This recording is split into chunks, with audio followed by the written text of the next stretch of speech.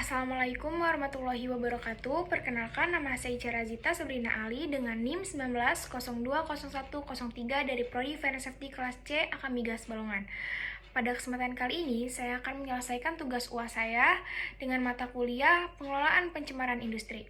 Baik, untuk mempersingkat waktu, langsung saja kita ke soal yang pertama.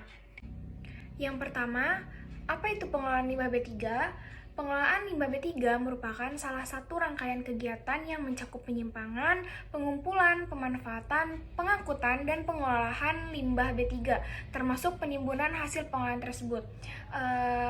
Dengan tujuan juga untuk menghilangkan atau mengurangi sifat bahaya, sifat racun, komposisi atau jumlah B3-nya. Selanjutnya soal yang kedua, yaitu karakteristik limbah B3. Karakteristik limbah B3 utamanya ada dua, yaitu beracun dan mudah menyala. Contoh-contoh karakteristik lainnya ada mudah meledak, reaktif, korosif. Yang pertama, beracun. Beracun itu memiliki kandungan zat beracun yang dapat membahayakan makhluk hidup, baik manusia ataupun hewan, hingga menyebabkan kematian. Yang kedua ada mudah menyala. Mudah menyala itu limbah dapat terbakar karena kontak dengan udara, nyala api, air, ataupun bahan lainnya, meski dalam suhu dan tekanan standar. Selanjutnya ada mudah meledak.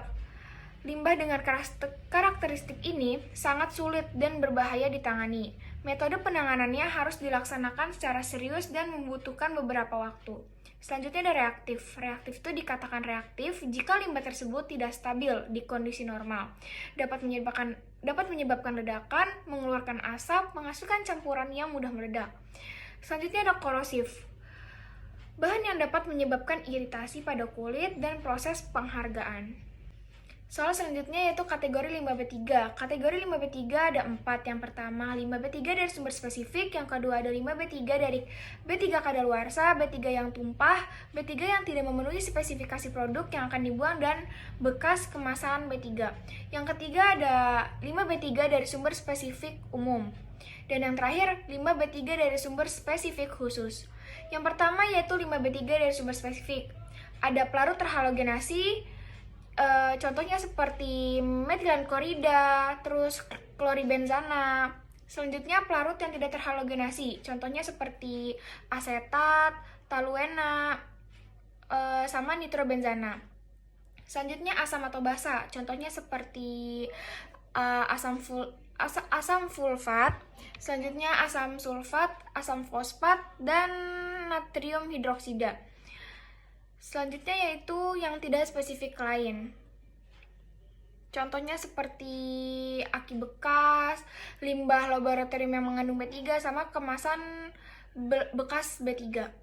Yang kedua yaitu limbah B3 dari B3 kadaluarsa, B3 yang tumpah, B3 yang tidak memenuhi spesifikasi produk yang akan dibuang, dan bekas kemasan B3 yang berisi barium cyanida, contohnya seperti limbah karbon aktif, terus sama katalis bekas. Selanjutnya itu karbon disulfida. Contohnya seperti residu proses produksi, abu insenerator, dan lain-lain. Selanjutnya ada tembaga cyanida. Contohnya seperti sludge dari proses produksi sama residu dasar tangki. Selanjutnya yaitu gas fluor dan endrin. Yang ketiga yaitu limbah B3 dari sumber spesifik umum, yang berisi pabrik pupuk dan bahan senyawa nitrogen, pabrik pestisida, kilang minyak bumi, dan pabrik petrokimia. Yang terakhir yaitu limbah B3 dari sumber spesifik khusus, yang berisi koper slug dari proses peleburan biji tembaga, slag nikel dari proses peleburan biji nikel, slag timah putih dari proses peleburan timah putih atau SN, sludge IPAL, proses pengolahan air limbah dari industri pulp. Soal yang selanjutnya yaitu dokumen sebagai kelengkapan persyaratan dan tata cara permohonan penerbit izin lingkungan pada pengelolaan limbah B3. Ada 8, yang pertama ada surat permohonan izin lingkungan, yang kedua ada akta atau profil perusahaan kehakiman, yang ketiga identitas permohonan, yang keempat UKL atau UPL atau DPLH, izin mendirikan pembangunan atau IMB, yang kelima yaitu surat izin perusahaan atau SIUP, yang keenam yaitu izin lokasi, yang ketujuh pengesahan, dan yang terakhir NPWP perusahaan. Soal yang selanjutnya yaitu fasilitas yang dibutuhkan dalam penyimpanan limbah B3 berdasarkan kategori dan sumbernya. Fasilitas penyimpanan limbah B3 sebagaimana dimaksud dalam pasal 13 huruf B dapat berupa yang pertama bangunan, yaitu tempat tumpukan limbah, yang kedua tangki, yaitu penahanan limbah, yang ketiga yaitu silo, yaitu bentuk lainnya sesuai dengan perkembangan ilmu pengetahuan dan teknologi. Fasilitas penyimpanan sebagaimana dimaksud pada ayat 1 huruf A, huruf D, huruf C, dan huruf F dapat digunakan untuk melakukan penyimpanan. Yang pertama, limbah B3 kategori 1, yang kedua, limbah B3 kategori 2 dari sumber tidak spesifik, yang ketiga yaitu limbah B3 kategori 2 dari sumber spesifik umum. Pengelolaan fasilitas penyimpanan limbah B3 sebagaimana dimaksud pada ayat 1 huruf A dan huruf C berikut untuk permohonan lain limbah B3 untuk kegiatan penyimpanan limbah B3 kategori 2 dari sumber spesifik khusus. Soal selanjutnya yaitu fasilitas penimbunan limbah B3, di mana yang pertama ada fasilitas penimbunan akhir yaitu kelas 1, kelas 2, dan kelas 3, yang kedua sumber injeksi, yang ketiga fasilitas penimbunan limbah B3 lain sesuai perkembangan IPTEK, yang keempat penempatan kembali di area bekas tambang, dan yang terakhir yaitu dump tailing. Soal yang berikutnya yaitu metode pengolahan limbah B3. Ada 3, yang pertama metode stabilasi dan solidifikasi, yang kedua metode insersi, dan yang terakhir metode biodermasi dan fitoremediasi. Metode yang pertama yaitu metode stabilasi dan solidifikasi, yaitu di mana dengan zat tertentu guna mengurangi kecepatan perpindahan limbah. Yang kedua, metode insersi, yaitu metode penukaran yang bertujuan untuk memperkecil volume dan menghancurkan senyawa berbahaya. Yang terakhir, metode biodermasi dan fitoremediasi, di mana metode ini pengolahan limbah B3 secara biologi dalam metode bioremediasi diurai atau digradasi dengan mikroorganisme lainnya. Soal selanjutnya yaitu fasilitas penyimpanan limbah B3. Fasilitas yang pertama yaitu bangunan. Bangunan di sini menyimpan kategori 1 dan kategori 2 baik dari segi sumber tidak spesifik, spesifik umum, dan spesifik khusus. Fasilitas yang kedua yaitu tangki dan kontainer. Tangki dan kontainer juga limbah B3 yang dapat disimpan baik kategori 1 dan kategori 2 mau dari segi sumber tidak spesifiknya menyimpan, spesifik umumnya menyimpan, dan spesifik khususnya pun menyimpan. Fasilitas yang kedua yaitu silo. Silo pun sama dengan bangunan dan tangki kontainer, mencakup kategori 1 dan kategori 2. Yang keempat yaitu penumpukan limbah atau waste pile. Di sini agak sedikit berbeda dengan fasilitas-fasilitas yang sebelumnya. Waste pile ini mencakup hanya dengan kategori 2 yang spesifik khususnya saja, tidak dengan kategori 1 dan kategori 2 yang sumber tidak spesifik dan spesifik umum. Yang kelima yaitu waste impoundment. Sama seperti waste pile, ia hanya mencakup kategori 2 yang spesifik khususnya saja. Yang terakhir yaitu fasilitas bentuk lainnya sesuai dengan perkembangan ilmu pengetahuan dan teknologi.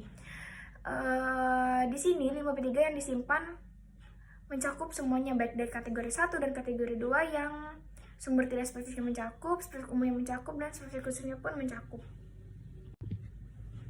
Soal yang berikutnya yaitu waktu penyimpanan limbah B3 berdasarkan kategori B3 dan jumlah B3 yang dihasilkan. Di sini sudah ada tabel. Yang pertama kategori limbah B3, kategori 1 dan 2 jumlah limbah yang dihasilkannya lebih dari 50 kg per hari. Maksimal waktu menyimpanannya 90 hari. Yang kedua kategori 1, jumlah limbah yang dihasilkannya kurang dari 50 kg per hari. Waktu maksimal penyimpanannya itu 180 hari. Yang ketiga, kategori 2 dari spesifik umum. Jumlah limbah yang dihasilkannya kurang dari 50 kg per hari. Maksimal waktu penyimpanannya adalah 360 hari. Yang keempat, kategori 2 dari sumber tidak spesifik khusus. Jumlah limbah yang dihasilkannya itu kurang dari 50 kg sama seperti yang lainnya. Maksimal waktu penyimpanannya pun sama 360 hari. Yang terakhir, kategori 2 dari sumber spesifik khusus. Jumlah limbah yang dihasilkannya tidak dibatasi dan waktu maksimal penyimpanannya yaitu 360 hari. Selanjutnya, periode pelaporan pada tiap tahapan pengolahan limbah B3. Di sini sudah tersedia tabel di mana masuknya limbah B3 ke TPS. Yang pertama, jenis limbah B3 masuk. Jenisnya tuh apa? Terus yang kedua, tanggal masuk limbahnya tanggal berapa. Dan yang ketiga, sumber limbah B3, sumbernya dari mana. Dan yang keempat, jumlah B3, jumlahnya ada berapa, sekian. Dan yang terakhir, maksimal penyimpanan sampai dengan tanggal berapa. Itu kayak yang seperti yang tadi saya jelaskan, ada yang 360 hari, ada yang 90 hari, dan ada yang 180 hari. Soal selanjutnya yaitu mekanisme perizinan pengelolaan limbah B3 disertai dengan waktu pada setiap tahapnya. Di sini sudah tertera dengan metode salur, di mana yang pertama yaitu permintaan kelengkapan administrasi, selanjutnya ke permohonan izin sesuai Permen LH 18/2009, lanjut ke evaluasi kelengkapan administrasi, di mana ada evaluasi teknis, verifikasi lapangan, review teknis, dan yang terakhir penetapan keputusan. Penetapan keputusan ada dua, yaitu dibagi dua, ada penertiban izin dan penolakan izin. Kemudian penolakan izin ini ke kegiatan opsional dan review teknis, lalu perbaikan ke evaluasi teknis. Soal yang selanjutnya yaitu jangka waktu proses perizinan pengelolaan limbah B3. Di mana di sini ada tabel waktu proses perizinan, pernyataan kelengkapan ADM sejak permohonan, penyimpanan, pengumpulan, pemanfaatan, pengelolaan dan penimbunannya selama 2 hari. Yang kedua, verifikasi teknis selama 45 hari. Selanjutnya surat izin setelah verifikasi yaitu 7 hari, pengumuman di media cetak sejak izin terbit selama 1 hari, perpanjangan izin sebelum berakhir izinnya yaitu 60 hari, evaluasi setelah dokumen lengkap yaitu 10 hari, surat izin setelah evaluasi 7 hari, mengajukan permohonan setelah terjadi perubahan 30 hari, evaluasi bila terjadi perubahan dokumen pada identitas dan akta pendirian selama 7 hari, evaluasi bila terjadi perubahan pada nama, karakteristik, teknologi, dan lainnya selama 30 hari, surat izin evaluasi selama 7 hari, evaluasi penghentian sejak permohonan selama 30 hari. Selanjutnya itu masa berlaku izin dari masing-masing pengelolaan limbah B3. Izin penyimpanan masa berlakunya 5 tahun. Yang kedua, pengumpulannya 5 tahun. Pengangkutannya selama 5 tahun, uji coba pemanfaatan dan pengolahannya selama 1 tahun, pemanfaatannya selama 5 tahun, pengolahannya selama 5 tahun, dan penimbunan masa berlakunya sampai 10 tahun. Soal selanjutnya yaitu contoh pemanfaatan limbah B3. Di sini ada limbah, sumber, dan pemanfaatannya. Limbah plastik, sumbernya dari rumah tangga, pemanfaatannya itu bisa buat kerajinan tangan. Selanjutnya limbah oil atau minyak, sumber dari bengkel atau industri otomotif, pemanfaatannya bisa sebagai pelumas rantai, bahan bakar. Limbah yang selanjutnya yaitu logam, sumbernya dari industri elektronik, pemanfaatannya bisa sebagai logam yang siap digunakan kembali atau kerajinan. Limbah selanjutnya yaitu kertas, sumbernya dari pabrik kertas, pemanfaatannya bisa sebagai kerajinan, menjaga karat, kertas karbon. Selanjutnya limbah cairan, sumbernya dari industri antena atau besi, pemanfaatannya bisa sebagai material bangunan dan tawa. Selanjutnya limbah cat, sumbernya bisa dari pabrik cat, pemanfaatannya sebagai campuran bata beton. Selanjutnya minyak bekas, sumbernya berasal dari rumah tangga atau rumah makan, pemanfaatannya itu sebagai bahan bakar, biodiesel ataupun sabun. Selanjutnya limbah besi, sumbernya dari industri otomotif, pemanfaatannya bisa sebagai kerajinan dan material. Selanjutnya limbah baterai, sumbernya dari pabrik baterai, pemanfaatannya daur ulang dan kerajinan.